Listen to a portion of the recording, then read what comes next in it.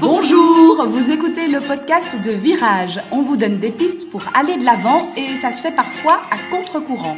Si face à un problème, quel qu'il soit, vous vous êtes déjà dit « j'ai tout essayé, rien ne va, je ne sais plus quoi faire », alors vous êtes au bon endroit.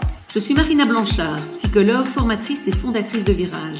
Mon école s'inscrit dans la lignée de celle de Palo Alto, c'est-à-dire de la thérapie brève. Et je suis Peggy Van Lierde, chef d'entreprise, journaliste et coach en développement personnel. Ensemble, nous vous proposons des réflexions pour avancer autrement. C'est la rentrée des classes. Oui. Proche du 1er septembre, la rentrée rime souvent avec changement. Exact. Le changement, ça nous parle, Marina. Donc, On aime. On aime le changement, guider vers le changement. Alors, en fonction de là où se trouve votre enfant, les changements sont petits ou grands. Oui. On a des changements de section, passer de maternelle en primaire, de primaire en secondaire, de secondaire vers l'école supérieure ou l'université. Ça, ce sont des plus grands chamboulements. Parfois, on a des plus petits changements. Changement de classe avec changement pour les copains. Changement d'école, parfois. Changement d'école, changement de rythme aussi, entre les vacances et reprendre un rythme scolaire. Avec ces différents changements que l'enfant vit, ça représente un changement pour le parent aussi. Ça amène le parent à se positionner différemment parce qu'effectivement, ça peut être un changement organisationnel parfois pour les parents puisqu'on a les conduire à l'école, ils deviennent plus autonomes ou inversement, l'école a changé, c'est plus loin et on doit les conduire, l'horaire change, etc. Mais le plus grand changement, pour moi, là où il y a une adaptation vraiment importante pour les parents, surtout, c'est au fur et à mesure des années, en fait, on aide notre enfant à s'autonomiser de plus en plus. On le conduit vers une autonomie complète. D'ailleurs, c'est un peu l'objectif en général de l'éducation. Et comme parent, du coup, c'est comment est-ce que je fais moins pour qu'il en fasse plus. C'est un peu cette question-là qui se pose au moment de la rentrée des classes. Et je pense que c'est intéressant de se la poser parce qu'on pourrait vite se dire je continue comme avant. Bon, quand il y a des changements plus importants, comme tu as parlé d'entrée au collège ou des choses comme ça, effectivement, on va probablement se poser la question et se dire est-ce que je continue Mais je pense que même chaque année, c'est intéressant de se dire il passe de telle année à l'année supérieure, même s'il reste en primaire, mais comment est-ce que je le lâche un peu plus ? Est-ce que dorénavant, au lieu de faire les devoirs autour de la table, de la salle à manger, il va le faire dans sa chambre ? Qu'est-ce qui va être différent pour qu'il grandisse un peu, en fait, Je pense que c'est intéressant d'avoir quand même ce réflexe-là et que ça ne soit pas juste pour les grands caps qu'il y ait un gros changement, mais vraiment plus de se dire, cette année, tu as grandi, maintenant tu es en 4e, maintenant tu es en CM2, en fonction. Du coup, ce serait chouette que tu puisses faire ça, que ce soit valorisé pour l'enfant. Et en fait, c'est un message pour moi qui est vraiment important parce que c'est un message de confiance, simplement. On leur envoie vraiment, tu es plus capable maintenant de t'occuper de tes devoirs ou de revoir tes leçons tout seul. Et je peux t'expliquer comment tu peux revoir ton vocabulaire de langue et maintenant tu le reverras tout seul, par exemple. Alors qu'avant, je te faisais répéter tes mots, des choses comme ça. Et je pense que c'est vraiment, effectivement, important. Alors, on n'est pas vraiment dans une situation problème ici, on est plus dans une situation de la vie. Mais je pense que ce sont des étapes de la vie qui sont importantes j'ai envie de dire, on va se challenger en permanence. Je disais, on aime bien le changement et c'est vrai que on aime bien le changement quand on s'appelle Virage. Mais non, on aime bien le changement parce que si on n'aime pas, de toute façon, on y est obligé. Et donc, autant, j'ai envie de dire, l'aimer et l'accompagner. Et donc, je pense que c'est intéressant pour les parents de aujourd'hui se dire comment est-ce que je me positionne maintenant puisqu'il y a un changement. Forcément, la rentrée des classes, comme tu l'as bien expliqué, c'est un moment de changement. Mais c'est une occasion, une opportunité pour nous pour aider notre enfant à grandir un peu plus. Ce qui n'est pas évident non plus comme parent, moi je l'ai vécu à titre personnel, dans le passage entre l'école primaire et le secondaire, donc quand on a 12 ans, le changement d'école fait aussi que quelque part, inévitablement, on est moins impliqué. Oui. Alors, chaque parent a son degré d'implication dans l'école, évidemment, on peut être investi ou pas du tout investi, mais en primaire, on a quand même un contact un peu plus facile et un regard un peu plus facile aussi sur ce qui se passe qu'on n'a pas forcément en secondaire. Et là, je trouve aussi, alors l'enfant doit évidemment s'adapter, bien entendu, mais comme parent aussi, ça demande une adaptation. Oui, c'est de se vrai. dire, en fait, j'ai envie de lâcher prise pour autonomiser mon enfant, mais en fait, c'est pas si facile. On m'y oblige quelque part. Oui, tout à fait. Et lâcher prise, il est là. C'est bien qu'on oblige un peu. Mais en fait, c'est intéressant ce que tu dis, parce qu'il y a la même chose quelque part dans le passage entre les maternelles et les primaires, ou la crèche et les maternelles. À chacune de ces étapes, effectivement, on perd un peu de contrôle sur notre enfant. À la crèche, voilà, on a en général un compte rendu, il a dormi tel nombre d'heures, il a mangé, nanana, et presque, voilà, enfin, il y a des détails. Oui, on a l'agenda détaillé, voilà, le journal de la journée.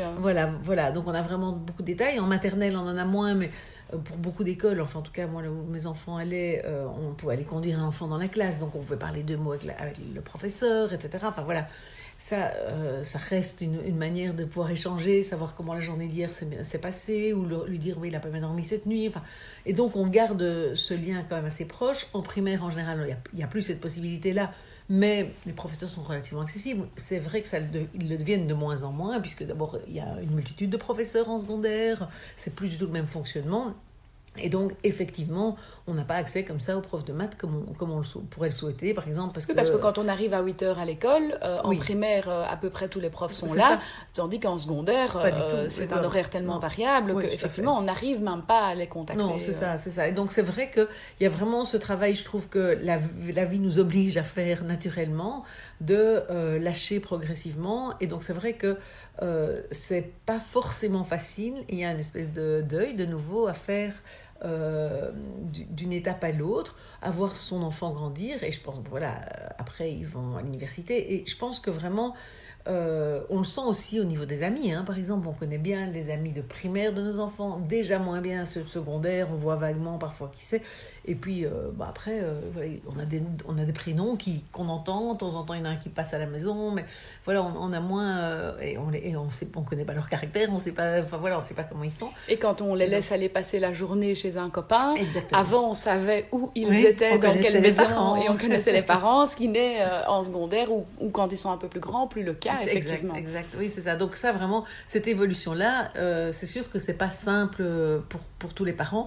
Mais on revient à la confiance. Voilà, j'allais dire, le travail à faire, c'est effectivement travailler la relation et privilégier la relation avec son enfant, puisque on n'aura plus qu'un seul lien avec lui, c'est lui. On n'aura plus le regard de l'instit, de la puéricultrice, etc. Le seul qui peut nous raconter comment c'est dans la famille des amis, le seul qui peut nous raconter comment ça s'est passé à l'école, c'est lui. On ne peut plus demander à la prof comment ça s'est passé à l'école pour mon petit chéri aujourd'hui.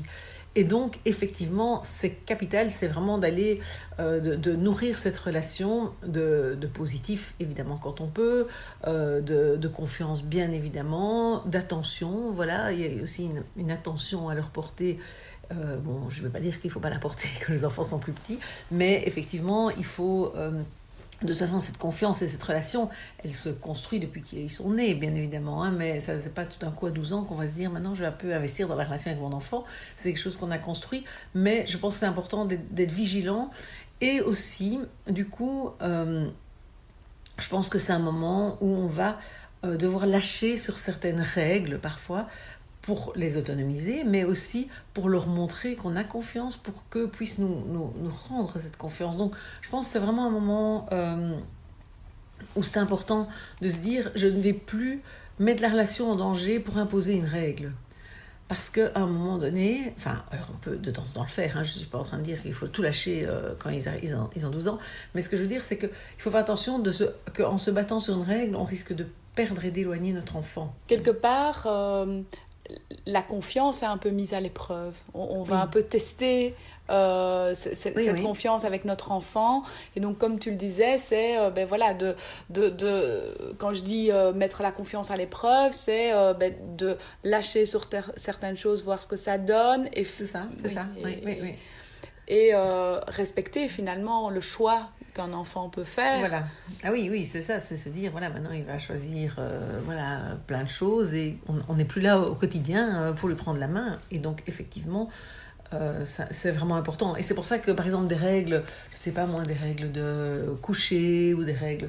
Voilà, je pense que c'est important d'assouplir pour que on ne soit pas sur des bras de fer avec lui, sur des règles qui font que la relation est abîmée et que du coup, on n'a plus l'info parce qu'il décide de plus nous la donner. Et parce que très vite, les enfants savent, les jeunes, les ados, savent et comprennent bien que quelque part, on dépend d'eux pour l'info. Et donc, après, ils ont un certain pouvoir et donc je pense qu'il faut leur en laisser pour qu'ils partagent le leur aussi, en quelque sorte. C'est partager le nôtre pour qu'ils partagent le leur, pour qu'on puisse continuer à faire partie de leur vie, simplement. Alors là, on a parlé d'un enfant de 12 ans, hein, mais à 18 ans, il y a un autre grand chamboulement, cap, et un autre grand changement. Et là, on n'est plus confronté à un enfant mineur. On est un enfant majeur qui, évidemment, va prendre ses décisions et faire ses choix. Et là aussi, comme parents, c'est pas toujours évident. La confiance est une nouvelle fois mise à l'épreuve. Oui, tout à fait, mise à l'épreuve. Et je pense que comme parents, je pense que c'est vraiment un âge où on va se retrouver avec un droit d'avis comme parents. Et donc, on va donner des avis. Moi, d'ailleurs, je le dis souvent à mes enfants, je dis, voilà, moi, je te donne mon avis, je ne pourrais pas ne pas le dire, d'ailleurs. Je ne pourrais pas le donner. Je te le donne, après, tu fais ce que tu veux. Et effectivement, parce qu'en réalité, ils font ce qu'ils veulent. Alors après, ils font plus ou moins ce qu'ils veulent, ils sont quand même dépendants de nous, souvent financièrement, parfois pour d'autres choses. Mais n'empêche, c'est vrai qu'ils ont cette liberté-là. Et on entend moi, j'en connais plusieurs, des jeunes qui ont claqué la porte et qui sont partis. Et il y a une rupture de contact, parfois courte, parfois plus longue. Et donc, je pense que si on veut éviter ça, de nouveau, c'est cette fameuse relation. Et donc, c'est vrai que c'est de nouveau important. Et c'est important, c'est pour ça que, puisqu'à 18 ans, en fait, en réalité, on ne peut plus leur imposer grand-chose. Mieux vaut ne pas essayer de leur imposer et proposer, quelque part.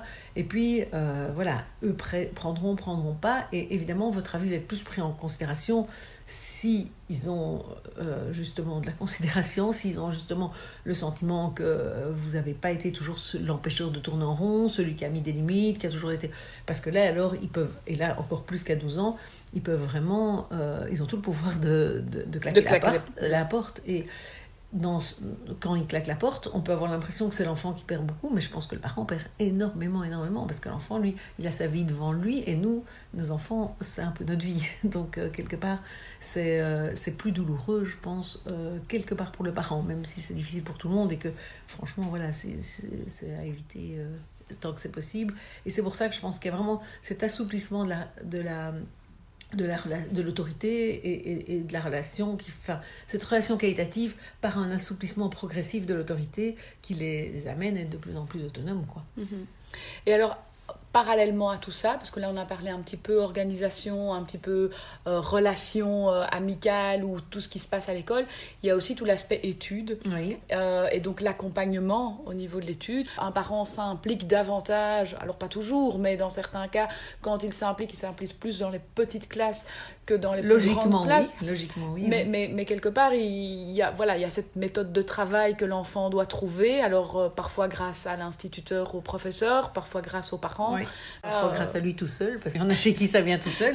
Mais c'est vrai que voilà, pour les parents, et ça je pense qu'il n'y a pas évidemment de recette miracle et de dire voilà, j'invente n'importe quoi, à 13 ans il faut les laisser travailler tout seul, parce que je pense vraiment qu'il y a des jeunes qui ont besoin d'être soutenus plus longtemps, et puis il y en a d'autres par contre, à 6 ans ils sont tout à fait autonomes, parce que voilà, ils aiment bien ça, ils sont plus consciencieux, enfin pour X et X raisons, et donc je pense que là il n'y a vraiment pas de règles, mais il y a vraiment, et c'est intéressant que tu dis ça, parce que ça rejoint cette idée de la relation. Je pense que c'est important de garder en tête que la relation prime.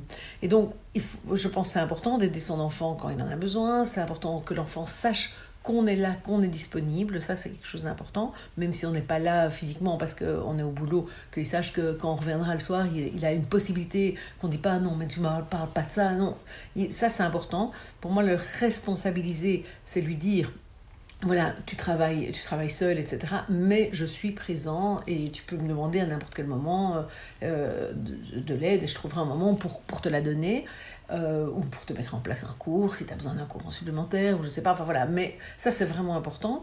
Donc, parce que l'autonomie, c'est pas tout faire tout seul, c'est de pouvoir aussi être capable de demander de l'aide. Et ça, c'est important de leur apprendre ça assez jeune.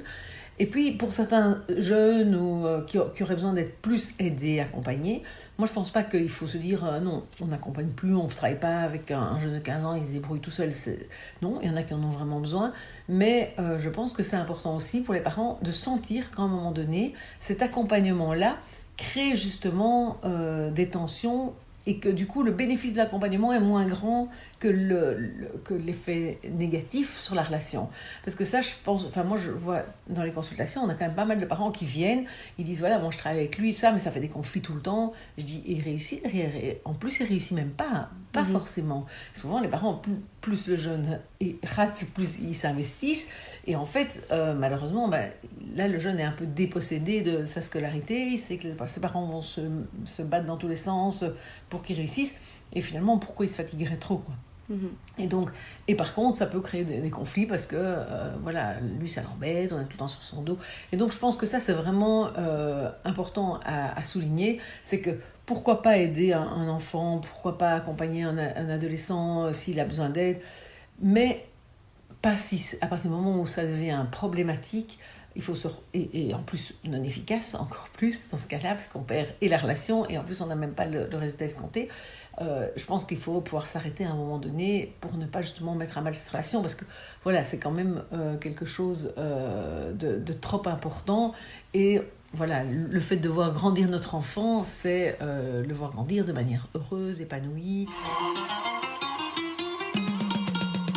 Donc, que retenir aujourd'hui de cet épisode ? Dans tous ces changements ici d'ordre scolaire qu'on a évoqués aujourd'hui, c'est en fait ne pas oublier que c'est la relation qui doit primer. Oui, je pense. C'est vraiment trouver notre juste place de parents en fonction de leur âge et de voilà, là où ils en sont, dans quelle classe ils sont rentrés cette semaine ou quand vous écouterez cet épisode.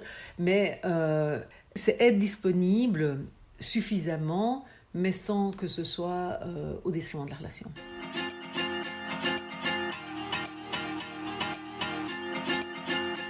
Pour ne rien rater des épisodes de Virage, vous pouvez vous abonner et également nous suivre sur le compte Instagram de Virage.